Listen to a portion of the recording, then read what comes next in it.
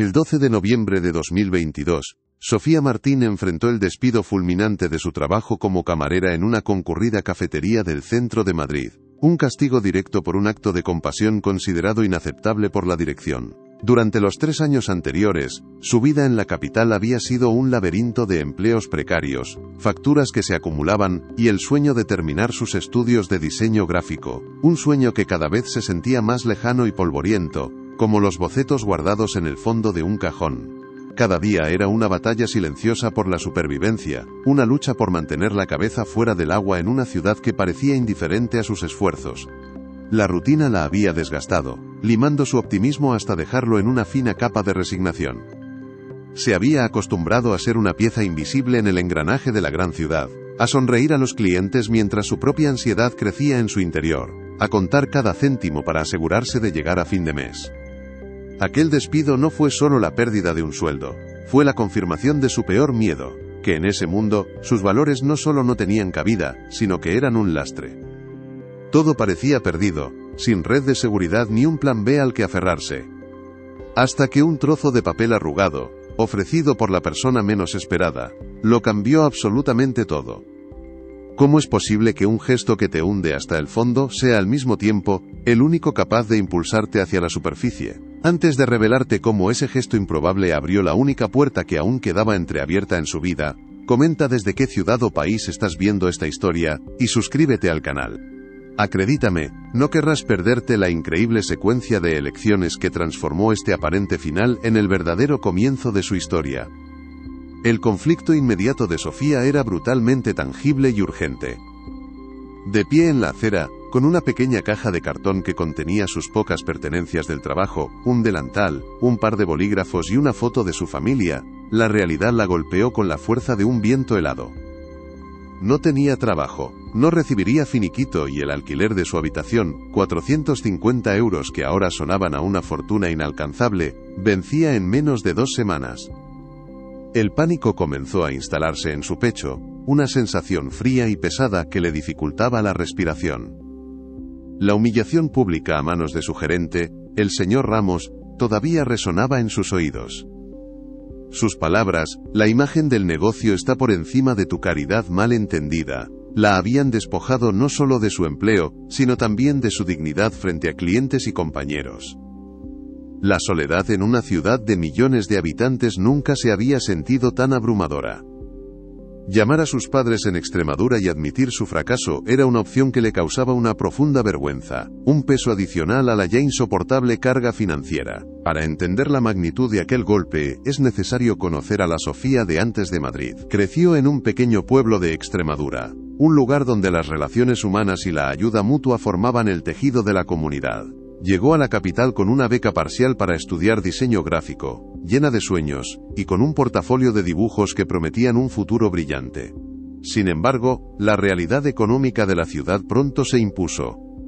La beca no cubría los costes de vida, y los trabajos a tiempo parcial apenas le permitían pagar el alquiler y los materiales de estudio. Tras 2 años de un esfuerzo sobrehumano, compaginando jornadas interminables en hostelería con clases nocturnas, tuvo que tomar la dolorosa decisión de abandonar la carrera.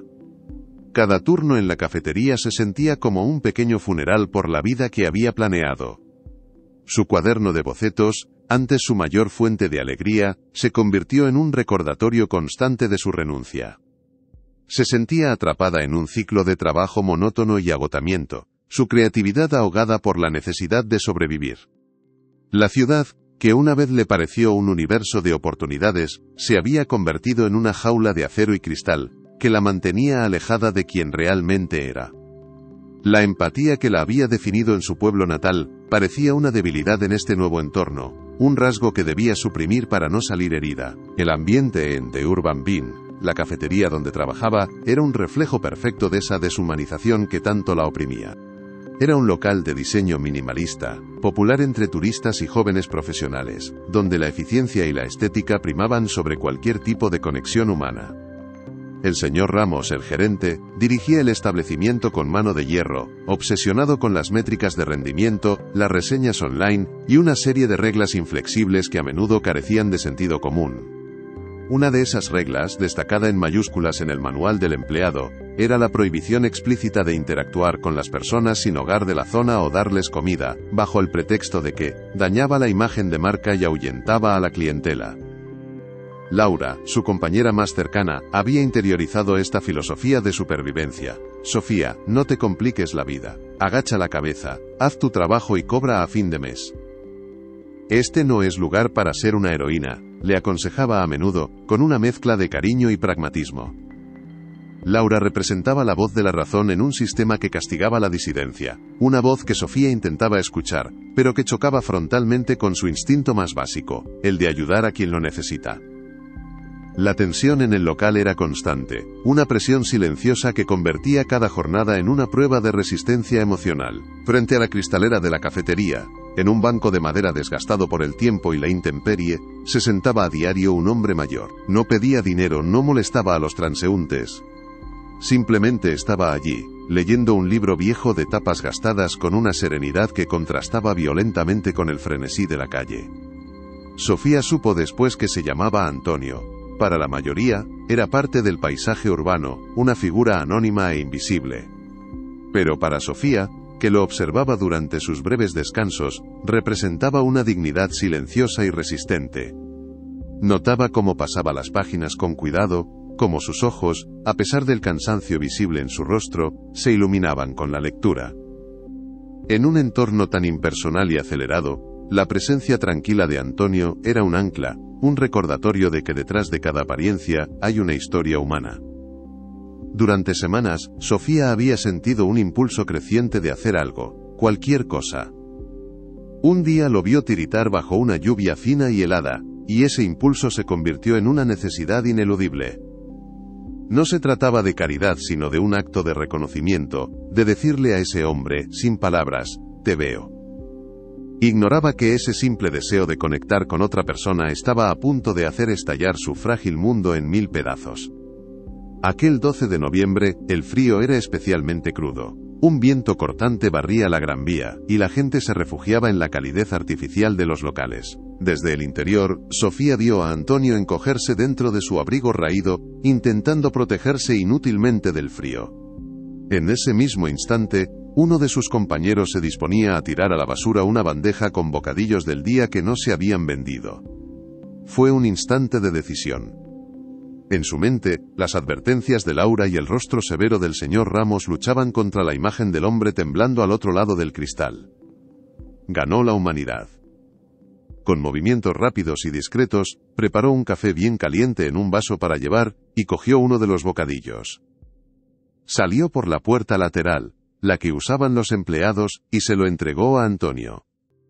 Él levantó la vista de su libro, sorprendido, y le dedicó una sonrisa cansada pero genuina, un simple gracias que para Sofía significó más que cualquier propina. Pero la calidez de ese momento duró apenas unos segundos. Al darse la vuelta, se encontró con la mirada furiosa del señor Ramos, que la había visto a través del cristal. No le dio tiempo a explicarse. La hizo entrar y, delante de todos, la humilló y la despidió. Recoge tus cosas y lárgate. Aquí no queremos gente que no entiende las reglas. El silencio que se hizo en la cafetería fue ensordecedor. Y el peso de las miradas de los clientes cayó sobre ella como una losa. El camino de vuelta a su piso compartido en Usera fue una caminata a través de una niebla de incredulidad y pánico, el ruido del tráfico, las conversaciones de los peatones, la música que se escapaba de las tiendas. Todo se había convertido en un zumbido sordo y distante, un telón de fondo para el grito silencioso que resonaba en su cabeza. La pequeña caja de cartón, que al principio parecía ligera, comenzó a pesarle como si contuviera todo el fracaso de sus años en Madrid.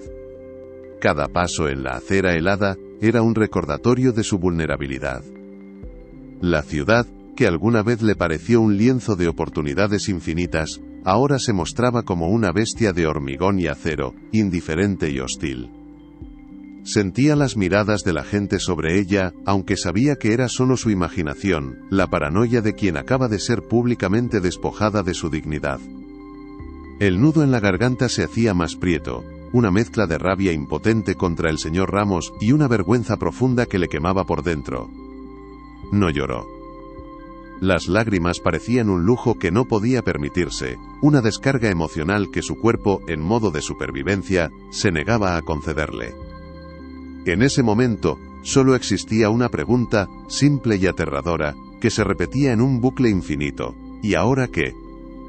La respuesta era un vacío absoluto, tan grande y oscuro como el cielo de noviembre que se cernía sobre ella. Al llegar a su habitación, el silencio la golpeó con más fuerza que el bullicio de la calle. Era un espacio pequeño, de apenas 10 metros cuadrados. Pero hasta ese día había sido su santuario, el único lugar donde podía despojarse de la máscara de camarera sonriente. Ahora, las paredes parecían encogerse a su alrededor, asfixiándola. Dejó la caja en el suelo, junto a su mesa de dibujo cubierta de polvo, y se sentó en el borde de la cama, inmóvil. Su primer impulso, casi mecánico, fue sacar el móvil y abrir la aplicación del banco. Los números en la pantalla confirmaron la catástrofe. 187,43 euros. El alquiler de 450 euros vencía en 12 días. A eso había que sumarle la factura de la luz, el abono, transporte y la comida. La aritmética era brutal e inapelable. Un sudor frío le recorrió la espalda mientras la magnitud del abismo se hacía tangible. La idea de llamar a sus padres era una tortura. ¿Cómo explicarles que la habían despedido por dar un café a un necesitado? Sonaría a excusa, a un fracaso adornado con una historia inverosímil. No quería añadirles esa preocupación, ni soportar la mirada de lástima o la sutil decepción en sus voces. Esa noche, por primera vez, se sintió completamente sola, una náufraga en una isla de millones de personas, sin un trozo de tierra firme al que aferrarse. La injusticia de la situación era un veneno que se extendía lentamente por sus venas, paralizando cualquier atisbo de esperanza. Esa primera noche fue un descenso a los rincones más oscuros de la ansiedad. El sueño era un territorio inalcanzable, custodiado por los fantasmas de la jornada. Cada vez que cerraba los ojos, la escena se repetía con una claridad insoportable.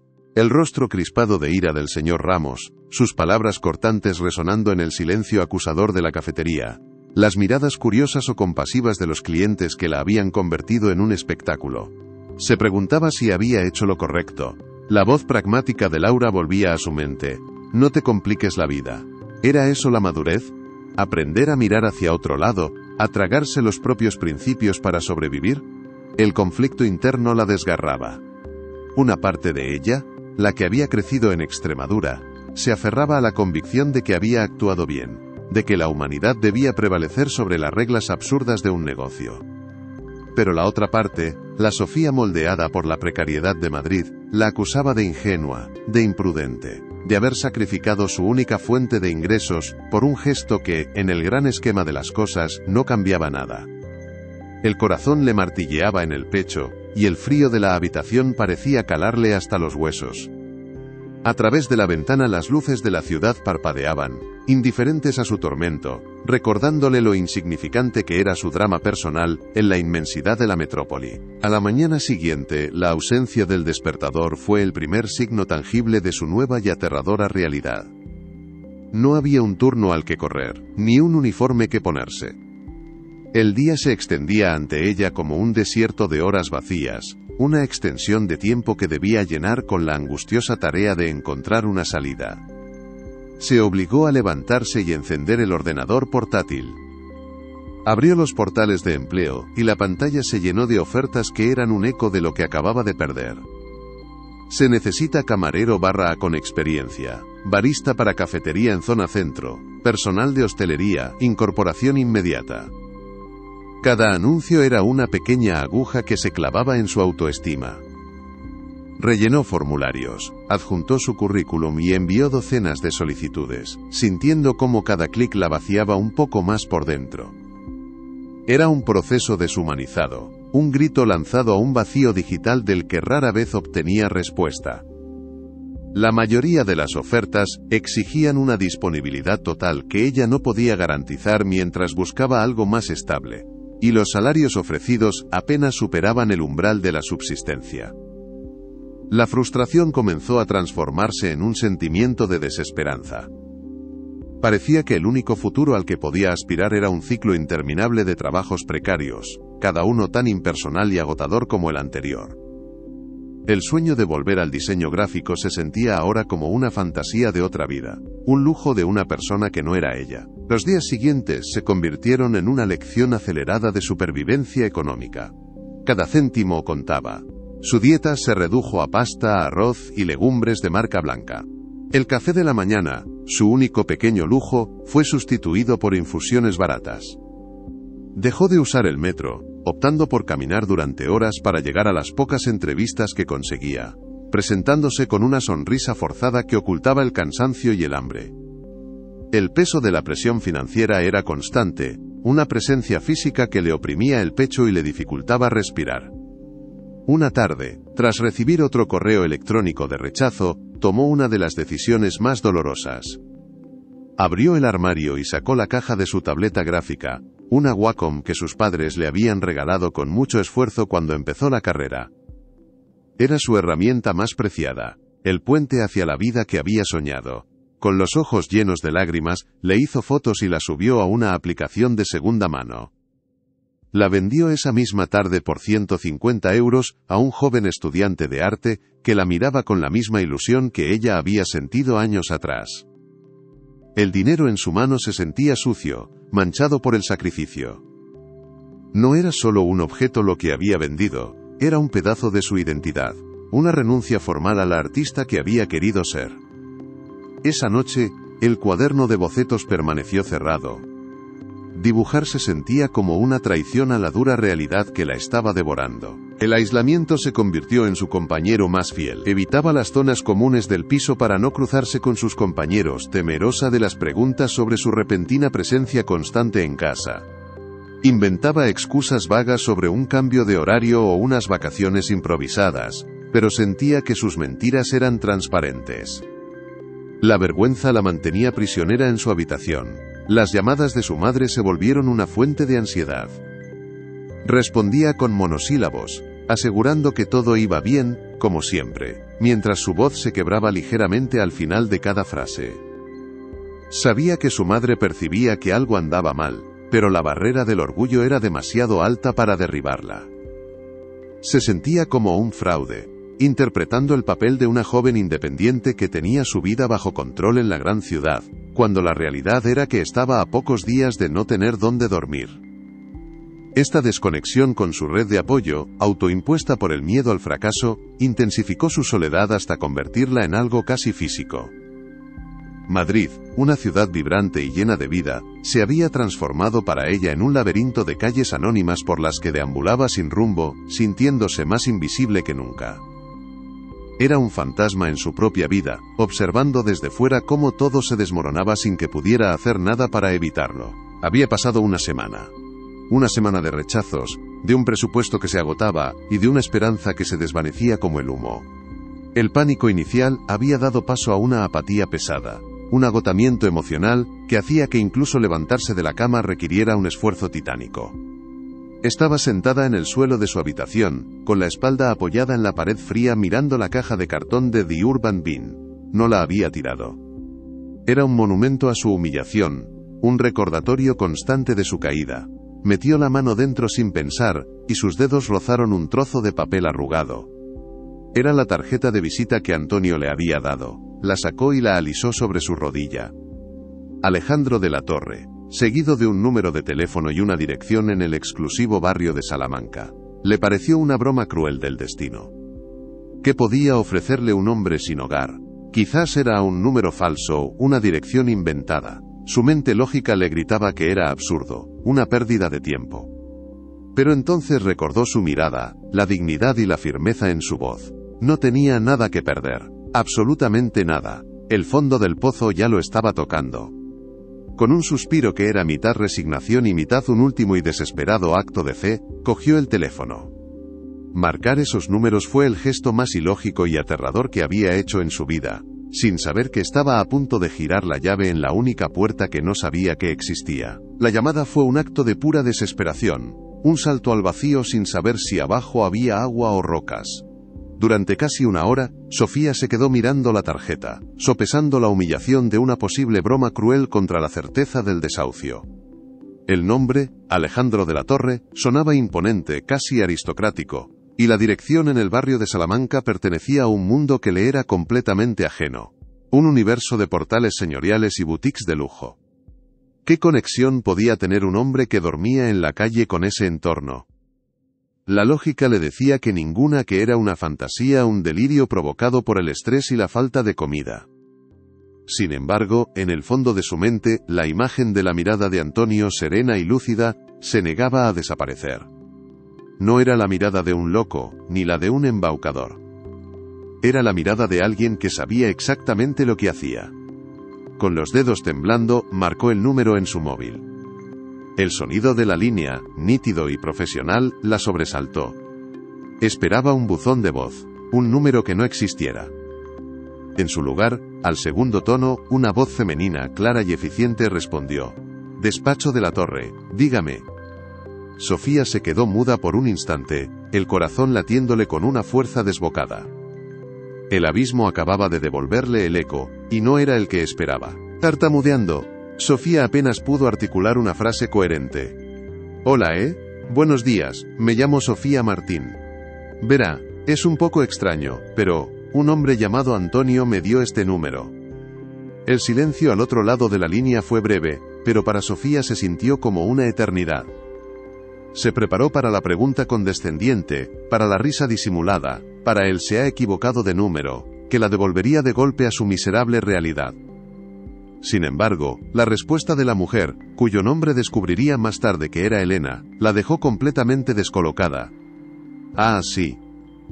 Le esperábamos», dijo con una calma desconcertante, como si la llamada de una desconocida mencionando a un hombre de la calle fuera el procedimiento más habitual del mundo. «¿Le vendría bien pasarse por la oficina esta tarde, digamos, a las 5? Sofía, aturdida, solo pudo balbucear un sí. No preguntó para qué, ni a quién iba a ver. La situación era tan surrealista que las preguntas lógicas parecían irrelevantes. Colgó el teléfono y se quedó mirando la pantalla, incrédula. No entendía nada, pero por primera vez en muchos días, una minúscula corriente eléctrica de algo parecido a la esperanza recorrió su cuerpo entumecido. Era una sensación extraña, casi dolorosa, como la sangre que vuelve a circular por un miembro dormido. No sabía si se dirigía a una oportunidad o a una trampa, pero por primera vez, se estaba moviendo. El pánico que siguió a la llamada fue de una naturaleza completamente diferente. Ya no era la parálisis del miedo, sino la ansiedad frenética de la acción. ¿Una entrevista? ¿Una reunión? ¿Qué se suponía que debía ponerse? Abrió su pequeño armario, y la visión de su escasa ropa la golpeó con la dureza de un insulto. Un par de vaqueros gastados, camisetas de algodón, el uniforme negro de la cafetería, y un único vestido que había usado para una boda hacía 3 años. Nada parecía apropiado para una oficina en el corazón financiero de Madrid. La sensación de ser una impostora, que hasta ahora había sido un murmullo en el fondo de su mente, se convirtió en un grito ensordecedor. Se sentía como una niña jugando a ser adulta, a punto de ser descubierta. Durante 1 hora, probó diferentes combinaciones, mirándose en el espejo agrietado del pasillo, y viendo solo a una joven cansada y asustada. Finalmente, se decantó por la opción menos mala: unos pantalones negros, los únicos que no estaban descoloridos, y una blusa blanca que planchó meticulosamente sobre una toalla en el suelo. Mientras se preparaba, un pensamiento recurrente la asaltaba: ¿y si todo era un error? Si al llegar allí se reían de ella. La tentación de no ir, de quedarse encerrada en la relativa seguridad de su habitación, fue inmensa. Pero la imagen de la carta de desahucio que pronto llegaría, fue un acicate más poderoso que su miedo. El viaje en metro desde Usera hasta el barrio de Salamanca, fue como cruzar una frontera invisible entre 2 mundos. A medida que el tren avanzaba hacia el norte, los rostros de los pasajeros cambiaban. La ropa se volvía más cara, las conversaciones más sosegadas. Sofía se sentía dolorosamente consciente de su propia apariencia, de sus zapatos gastados y de su abrigo de segunda mano. Se encogió en su asiento intentando hacerse lo más pequeña posible, como si así pudiera evitar las miradas de los demás. Al salir a la superficie en la estación de Núñez de Balboa, el aire pareció distinto, más limpio, más exclusivo. Las calles eran amplias y arboladas, flanqueadas por edificios de fachadas imponentes y escaparates, que exhibían objetos cuyo precio equivalía a varios meses de su antiguo sueldo. La dirección que buscaba correspondía a un moderno edificio de cristal y acero, un monolito reluciente que parecía arañar el cielo gris de Madrid. Se detuvo en la acera de enfrente, observándolo, sintiendo una oleada de vértigo. Aquel lugar representaba todo lo que no era, todo lo que nunca había creído poder alcanzar. Cada fibra de su ser le gritaba que diera media vuelta y huyera.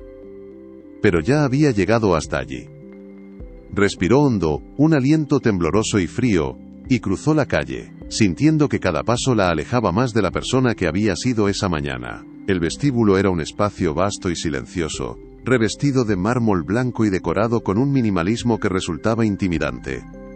El único sonido era el suave tecleo del recepcionista, un joven impecablemente vestido que la miró por encima de sus gafas de diseño con una expresión de educada indiferencia. Sofía se acercó al mostrador, la voz apenas un susurro cuando dijo su nombre y que tenía una cita a las 5. El recepcionista comprobó algo en su pantalla y, sin cambiar de expresión, le indicó con un gesto que tomara asiento en uno de los sofás de cuero blanco. La espera fue una tortura. Se sentía expuesta, un elemento discordante en un entorno de perfección calculada. Observaba a la gente que entraba y salía, hombres y mujeres con trajes a medida, portafolios de piel y un aire de confianza que Sofía solo podía envidiar. Se preguntó qué historia contarían ellos, qué batallas habrían librado para pertenecer a ese mundo. Se sentía ridícula, una camarera despedida sentada en el vestíbulo de un imperio, todo por la tarjeta de un hombre sin hogar. La duda volvió a asaltarla con fuerza. Quizás Antonio era un antiguo empleado, un conserje despedido que guardaba rencor, y se dedicaba a enviar a gente como ella, a hacer el ridículo. Estaba a punto de levantarse e irse cuando oyó su nombre. Sofía Martín. Una mujer elegante, de unos 40 años, la miraba con una sonrisa amable. Era Elena, la voz del teléfono. El trayecto en el ascensor fue silencioso y rápido, un ascenso vertiginoso que le provocó un nudo en el estómago. Elena no hizo preguntas incómodas, simplemente mantuvo una conversación ligera sobre el tiempo, un gesto que Sofía agradeció inmensamente, ya que le permitió calmar un poco su pulso acelerado. Salieron a una planta diáfana, un espacio de trabajo abierto y lleno de luz natural. Las paredes estaban cubiertas de bocetos, fotografías y paneles de inspiración. Jóvenes creativos, vestidos con un estilo casual pero estudiado, trabajaban concentrados frente a enormes pantallas de ordenador. El ambiente vibraba con una energía creativa que Sofía no había sentido en años, un eco de sus días en la escuela de diseño. El olor a café recién hecho, y a papel de dibujo flotaba en el aire, un aroma que contrastaba brutalmente con el olor a fritura y a desinfectante de su antiguo trabajo. Por un momento, se olvidó de su miedo y se dejó llevar por la fascinación. Aquel era el mundo con el que había soñado, el lugar donde las ideas cobraban vida. Era un paraíso al que sentía que no tenía derecho a entrar. Elena la guió a través del espacio de trabajo hasta una gran puerta de cristal esmerilado al fondo. «Él la está esperando», dijo, y con un gesto la invitó a pasar. El corazón de Sofía dio un vuelco. Estaba a punto de descubrir la verdad. Al abrir la puerta, lo primero que la impactó fue la vista. Un ventanal inmenso cubría toda la pared, ofreciendo una panorámica espectacular de Madrid a sus pies. La ciudad se extendía hasta el horizonte, un mar de tejados y luces que empezaban a encenderse bajo el cielo del atardecer. La oficina era espaciosa y elegante, decorada con un gusto exquisito que mezclaba muebles de diseño con obras de arte contemporáneo. Y entonces lo vio. Sentado en un gran sillón de cuero, de espaldas al ventanal, no estaba el hombre de negocios que había imaginado, estaba Antonio. O mejor dicho, un hombre que se parecía asombrosamente a Antonio. Llevaba un traje de lana gris perfectamente cortado, una camisa blanca y unos zapatos lustrosos. Su barba estaba recortada, y su pelo, antes desaliñado, ahora estaba peinado. Pero los ojos, esos ojos serenos y profundos que la miraban con una mezcla de curiosidad y calidez, eran inconfundiblemente los mismos. Sofía se quedó paralizada en el umbral, su mente luchando por procesar la escena. No podía reconciliar la imagen del hombre temblando de frío en un banco con la del hombre poderoso que ocupaba aquella oficina. Él le sonrió, la misma sonrisa cansada pero genuina que le había dedicado en la calle. «Sofía. Me alegro de que haya venido», dijo, y su voz, ahora sin el temblor del frío, era firme y resonante. «Por favor, siéntese. Creo que le debo una explicación». Sofía permaneció de pie, anclada al suelo por una fuerza invisible que era una mezcla de shock y absoluta incredulidad. Su cerebro intentaba desesperadamente conectar los puntos: el hombre del banco, el frío, el café, la tarjeta arrugada, y ahora, este despacho opulento y el hombre del traje impecable que la miraba con los mismos ojos. Alejandro de la Torre, como se presentó, le explicó la situación con una calma que contrastaba con el torbellino interior de Sofía. Le contó que hacía años, tras vender la mayor parte de su participación en la agencia que él mismo fundó, había adoptado la costumbre de desaparecer durante meses. Se despojaba de su identidad, de su dinero y de sus lujos para vivir en la calle, una práctica que él llamaba su recalibración de la realidad. Era su manera de no olvidar de dónde venía, y sobre todo, de observar el mundo sin el filtro distorsionador de la riqueza. «No busco talento, Sofía. El talento abunda y a menudo es arrogante», le dijo, su voz llenando el silencio de la oficina. «Yo busco carácter. Busco a esa persona que, no teniendo nada, está dispuesta a arriesgarlo para ayudar a alguien que tiene aún menos. Ese día, vi en ti una integridad que esta empresa necesita desesperadamente». La oferta no fue un cheque en blanco. Le propuso un contrato de aprendizaje de 6 meses, con un sueldo modesto pero digno, y una beca completa para que retomara y finalizara sus estudios de diseño gráfico. Las condiciones eran estrictas. Debía demostrar un progreso tangible y mantener un expediente académico impecable. No era un regalo. Era una oportunidad, un desafío. Sofía, con la garganta seca y el pulso desbocado, apenas pudo asentir. Sentía que el peso de esa oportunidad era tan abrumador como lo había sido el de la desesperación, apenas 24 horas antes. El primer día en la agencia fue un bautismo de fuego cultural y profesional. El lunes por la mañana, Sofía entró en aquel espacio diáfano y luminoso sintiéndose como una pieza de un puzzle equivocado. El ambiente era de una concentración silenciosa, solo rota por el suave tecleo de los teclados y el murmullo de conversaciones creativas en inglés y español. Todos parecían jóvenes, seguros de sí mismos, y vestidos con un estilo casualmente estudiado que gritaba, «industria creativa». Ella, con su ropa comprada en rebajas y una ansiedad que amenazaba con paralizarla, se sentía como una impostora, a punto de ser descubierta. Su supervisor, un director de arte llamado Marcos, la recibió con una amabilidad profesional pero distante. La sentó frente a un iMac reluciente y le asignó su primera tarea: investigar las últimas tendencias en diseño de packaging para un cliente del sector de la cosmética ecológica. Para Sofía, que no había tocado un programa de diseño en casi 3 años y cuya última experiencia laboral consistía en memorizar pedidos de café, aquello sonaba a un idioma extranjero. Pasó las primeras horas navegando por blogs y webs especializadas, sintiendo cómo el síndrome del impostor crecía con cada término que no entendía. Branding sensorial, tipografía cinética, paleta de color análoga. Se sentía abrumada, una analfabeta en el mundo que siempre había soñado habitar. Al final de la jornada, exhausta, se dio cuenta de que el verdadero trabajo empezaba ahora, en la soledad de su habitación, donde tendría que estudiar durante toda la noche, solo para entender lo que se esperaba de ella al día siguiente.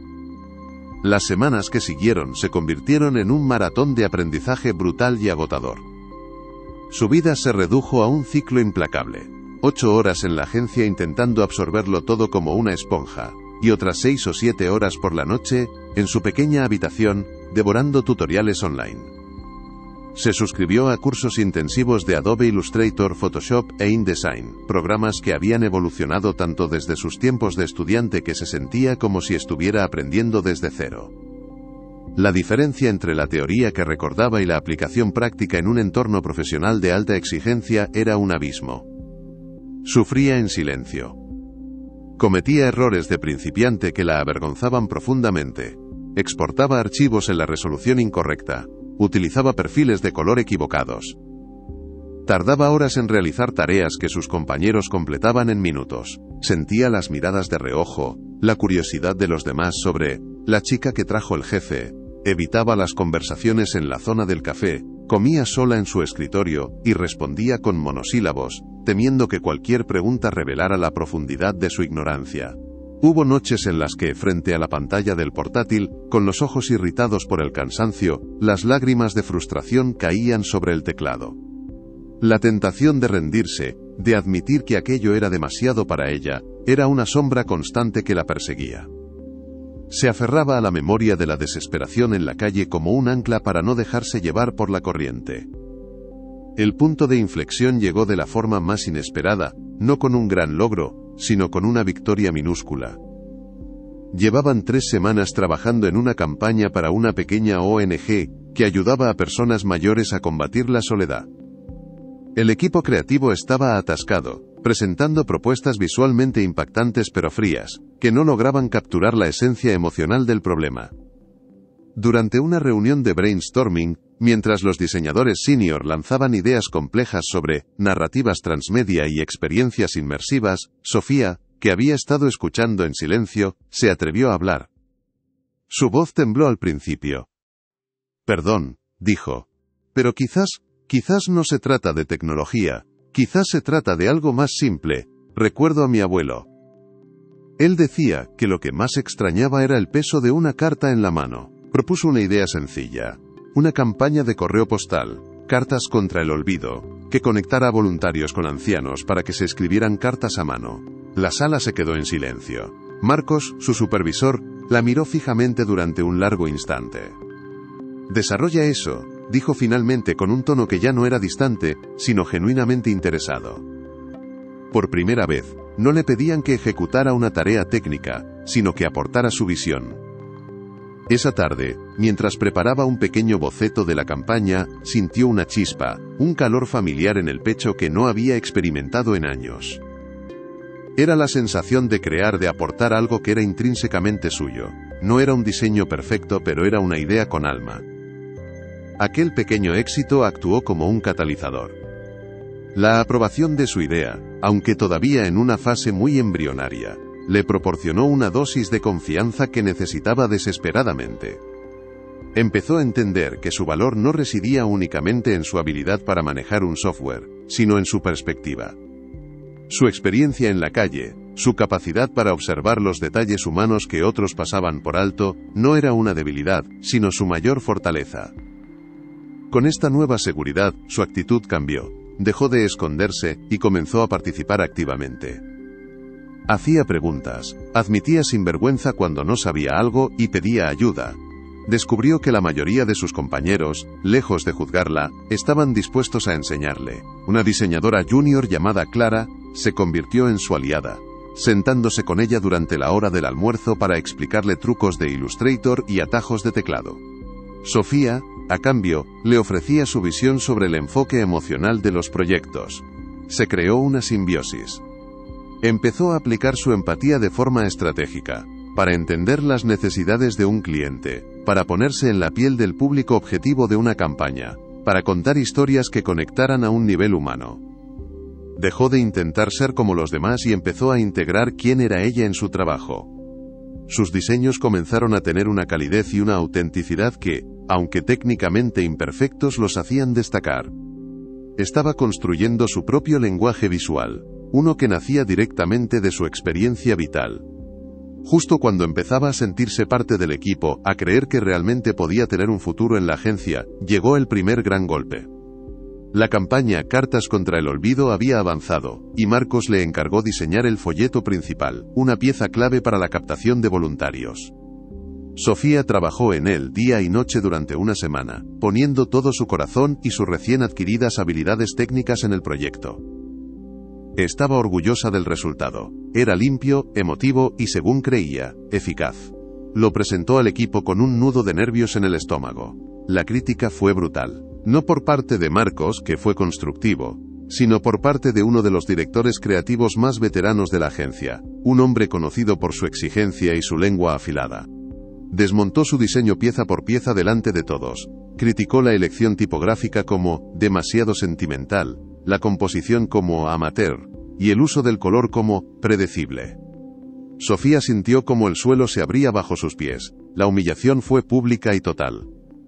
Se sintió transportada de nuevo a la cafetería, con la mirada de todos clavada en ella. Esa tarde se encerró en el baño y lloró en silencio, convencida de que su sueño había terminado. Pensó en recoger sus cosas y marcharse, en no volver a enfrentarse a una situación así.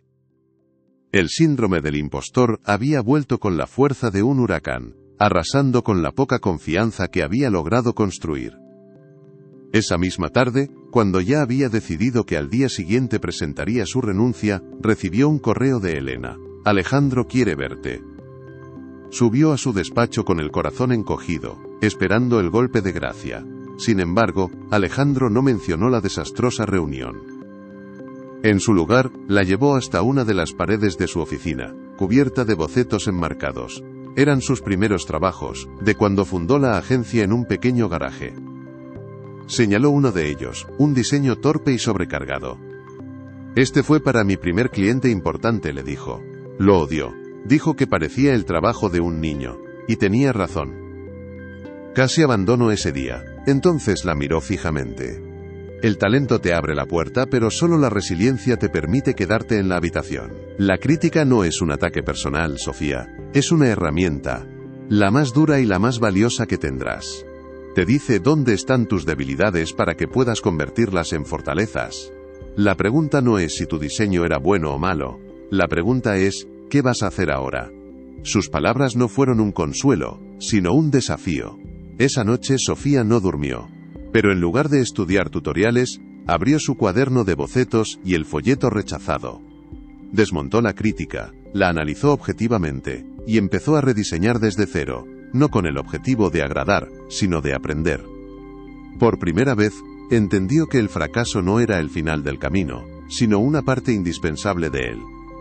Al día siguiente, en lugar de su carta de renuncia, le presentó a Marcos 3 nuevas propuestas, cada una más sólida y conceptualmente más fuerte que la anterior. No sabía si serían aprobadas, pero ya no importaba. Había superado la prueba más difícil, la de su propia mente.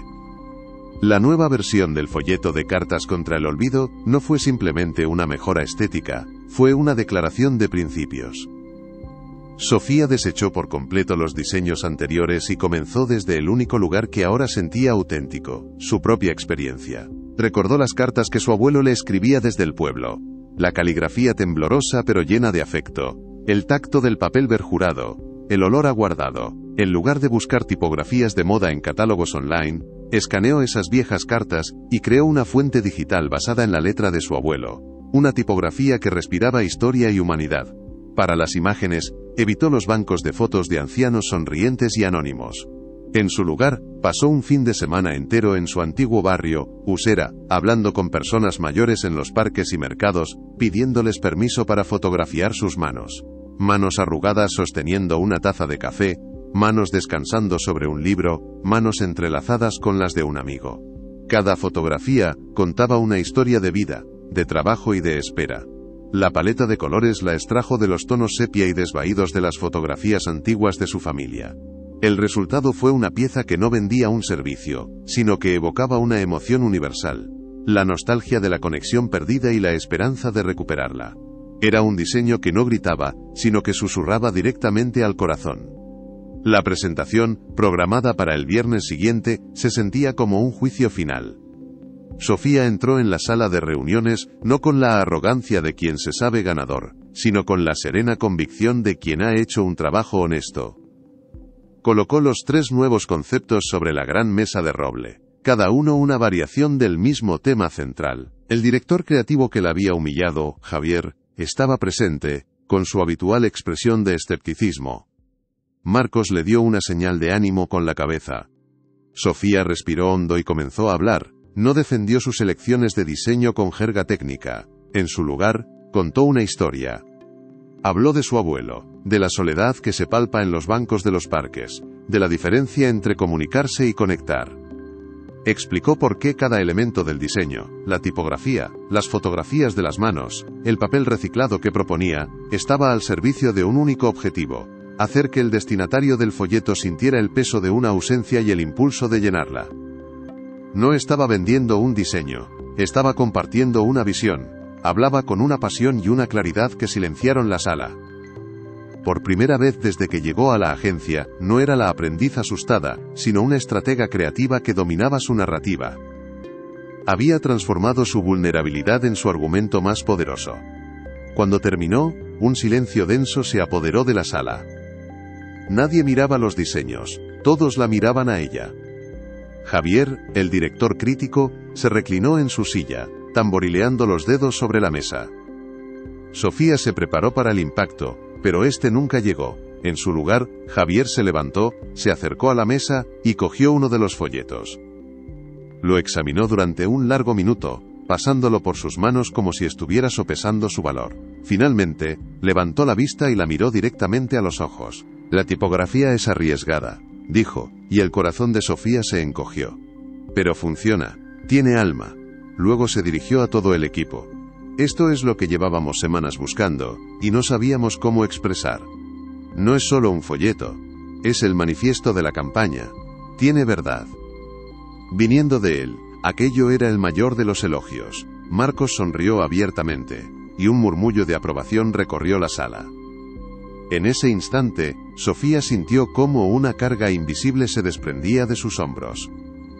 No solo había conseguido la aprobación para su trabajo, había ganado el respeto de sus compañeros y, lo que era más importante, el respeto por sí misma. Había demostrado, a ellos y a sí misma, que su voz merecía ser escuchada. Con la aprobación unánime del concepto creativo, la campaña entró en una nueva fase, y con ella, un obstáculo mucho más formidable que la crítica de un director: la realidad del presupuesto. La ONG, conmovida por la propuesta, fue dolorosamente honesta. Sus fondos eran extremadamente limitados.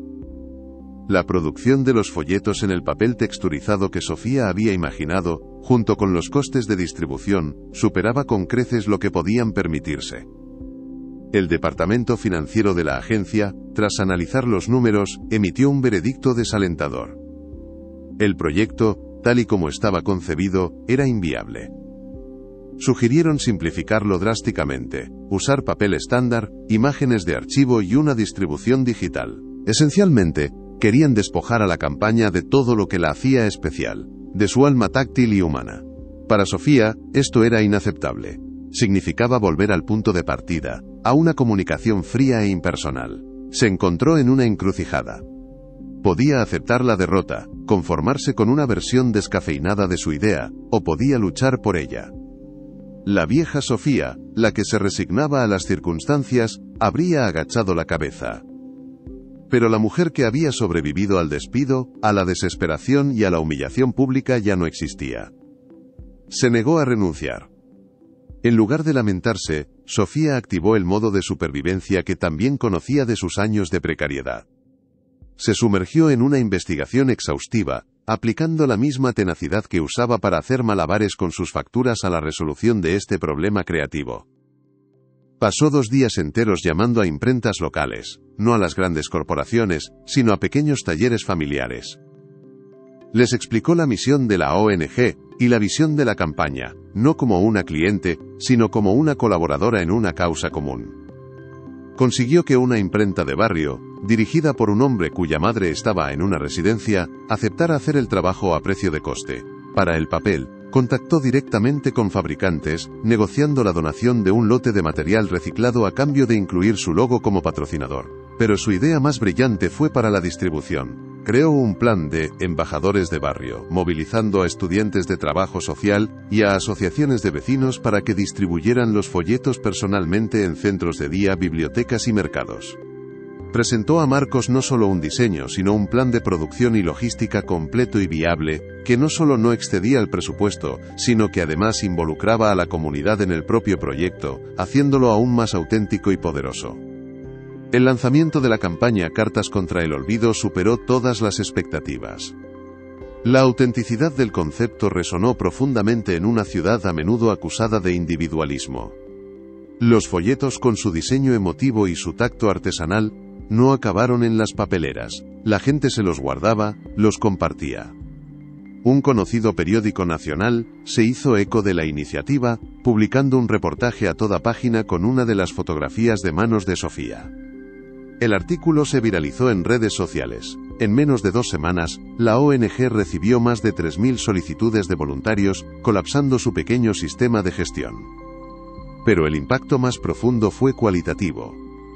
Empezaron a llegar historias a la agencia y a la ONG, nietos que, inspirados por la campaña, habían empezado a escribir a sus abuelos, vecinos que organizaban visitas a los ancianos de su edificio, colegios que incorporaron la escritura de cartas como una actividad curricular. La campaña no solo había logrado su objetivo de captar voluntarios, sino que había iniciado una conversación a nivel de ciudad sobre la soledad de los mayores. Sofía seguía el impacto a través de las redes, leyendo cada comentario, cada historia compartida, con una sensación de asombro y una profunda gratitud. El gesto que le había costado su trabajo por ayudar a una sola persona, se había multiplicado, transformándose en una red de afecto que ahora alcanzaba a miles. Una semana después del pico de la campaña, Alejandro de la Torre la convocó a su despacho. El ambiente ya no era el de una entrevista ni el de una sesión de mentoría. Era una reunión entre 2 profesionales. Sobre su mesa no había bocetos, sino un informe detallado con las métricas de la campaña, el alcance mediático, el número de voluntarios, el incremento de donaciones a la ONG. Alejandro la miró, y en sus ojos había un brillo de orgullo que iba más allá de lo profesional. «Cuando te traje aquí, Sofía, vi carácter», le dijo. «Hoy, todo el mundo ve también tu talento y tu capacidad de liderazgo.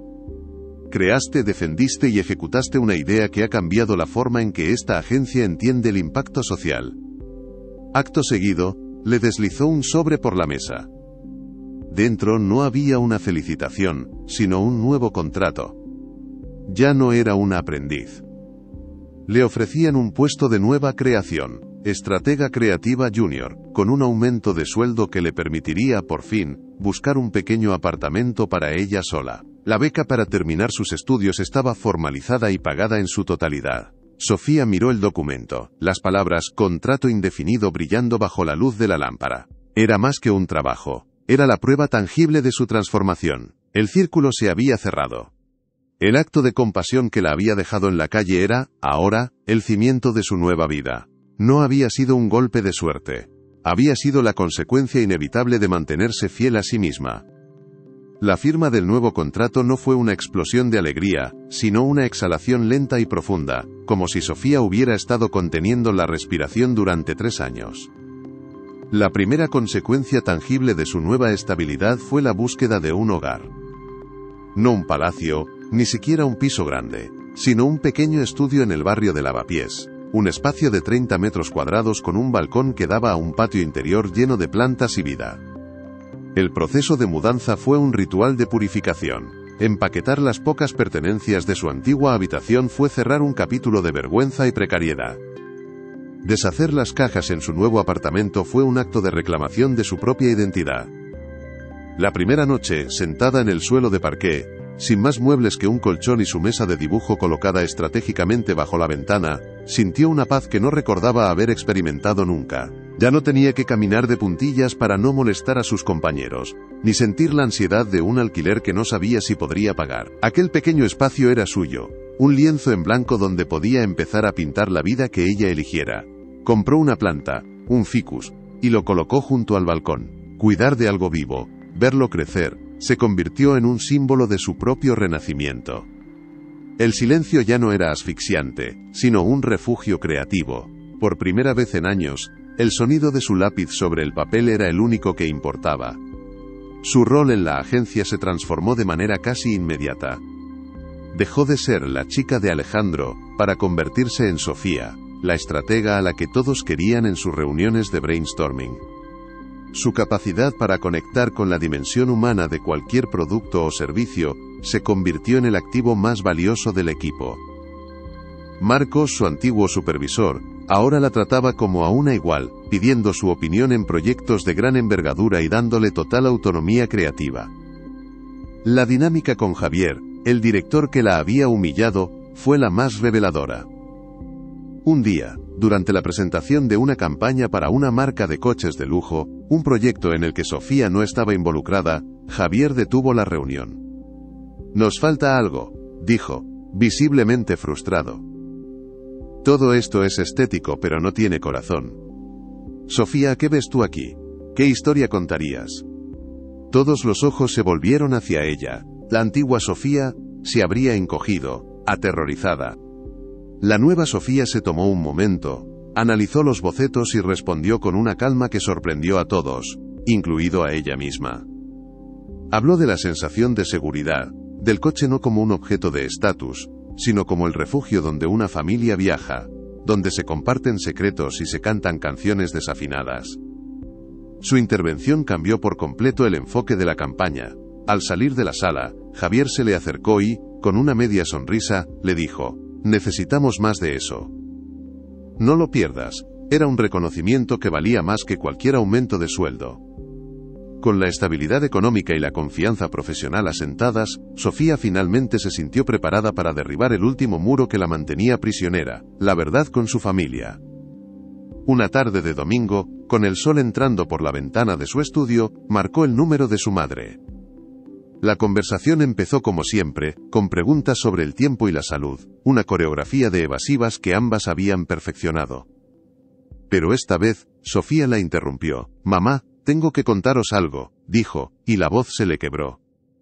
Durante la siguiente media hora, lo contó todo: el despido, la humillación, la desesperación, la venta de la tableta gráfica, la llamada a un número desconocido, y la increíble oportunidad que surgió de las cenizas. Al otro lado de la línea, solo hubo silencio. Un silencio tan largo que Sofía temió haber roto algo para siempre. Pero cuando su madre volvió a hablar, su voz estaba ahogada por las lágrimas. No eran lágrimas de decepción, sino de un orgullo inmenso. «Hija mía», sollozó, «nunca lo dudamos, siempre supimos la pasta de la que estabas hecha. No nos contaste nada para no preocuparnos, pero el mayor orgullo para un padre no es que su hijo no caiga, sino que sepa levantarse». En ese momento, Sofía sintió cómo se liberaba del peso de la vergüenza que había arrastrado durante años.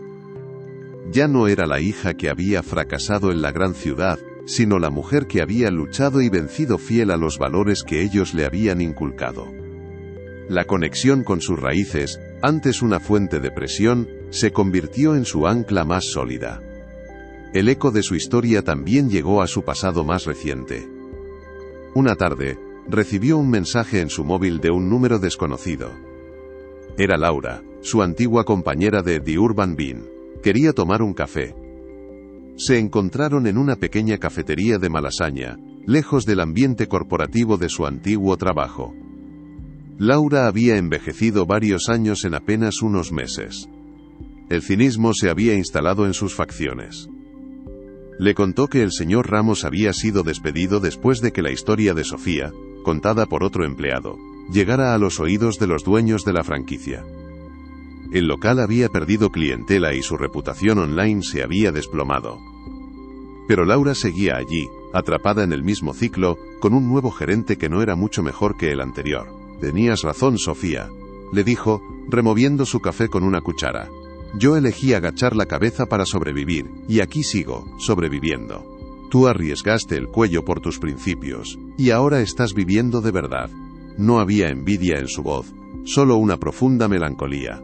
Sofía no sintió ninguna satisfacción en aquella confesión.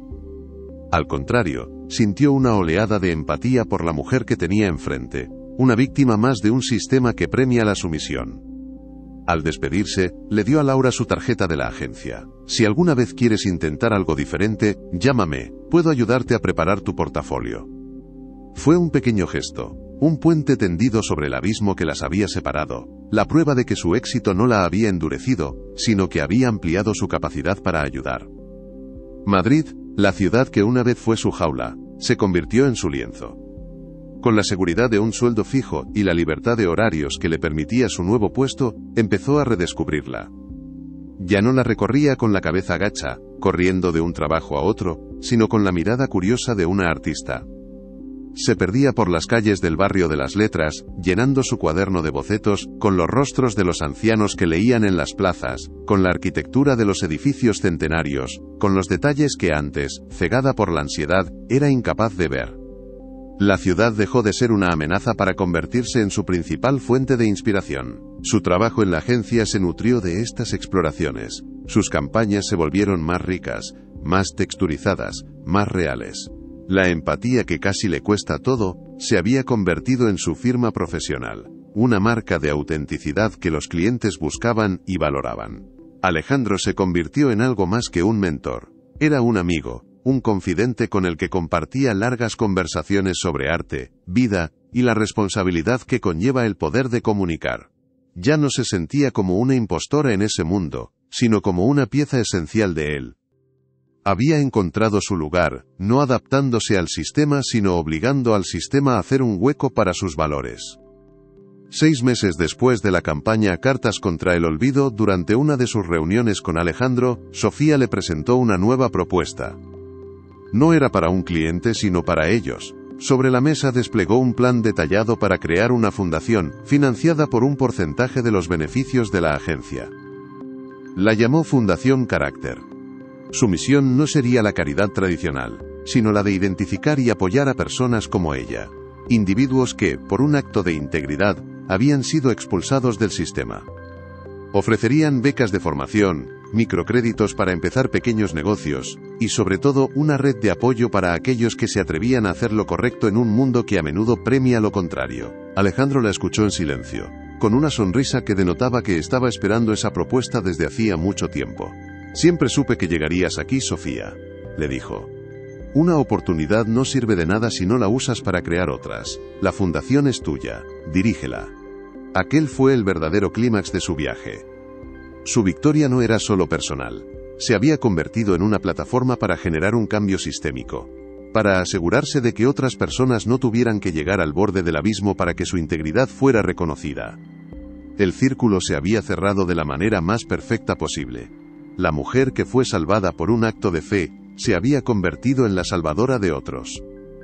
Hoy, la Fundación Carácter no es solo una idea en un papel, es una entidad viva y pulsante en el corazón de Madrid. Ocupa un espacio modesto pero funcional en un edificio de coworking, un lugar que deliberadamente huye de la opulencia para ser accesible y acogedor. Su método de trabajo es tan único como su origen. Un pequeño equipo, dirigido personalmente por Sofía, no se limita a esperar que lleguen las solicitudes de ayuda. Se han convertido en una especie de cazadores de integridad, rastreando noticias locales, foros de internet y redes sociales, en busca de historias que pasan desapercibidas.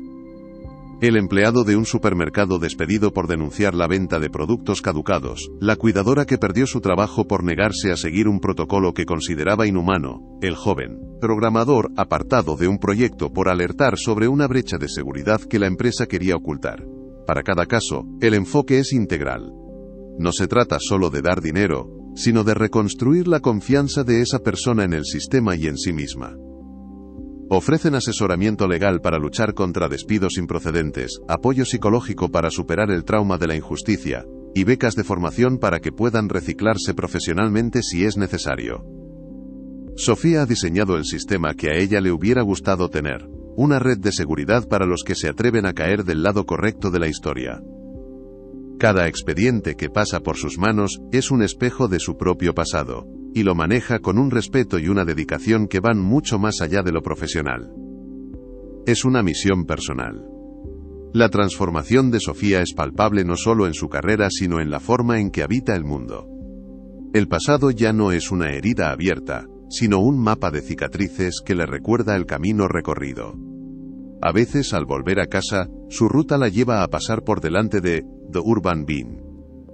El local ha cambiado de nombre 2 veces, un intento fallido de borrar la mancha en su reputación. Ella ya no siente la punzada de la humillación ni el ardor de la rabia. Se detiene un instante en la acera, mira a través del cristal, y lo que siente es una extraña y serena gratitud. Aquel despido brutal no fue el final. Fue la demolición necesaria para construir algo nuevo y sólido sobre cimientos de verdad. Esa experiencia se ha filtrado en cada aspecto de su vida. En su trabajo, le permite ver la humanidad que se esconde detrás de cada informe de mercado.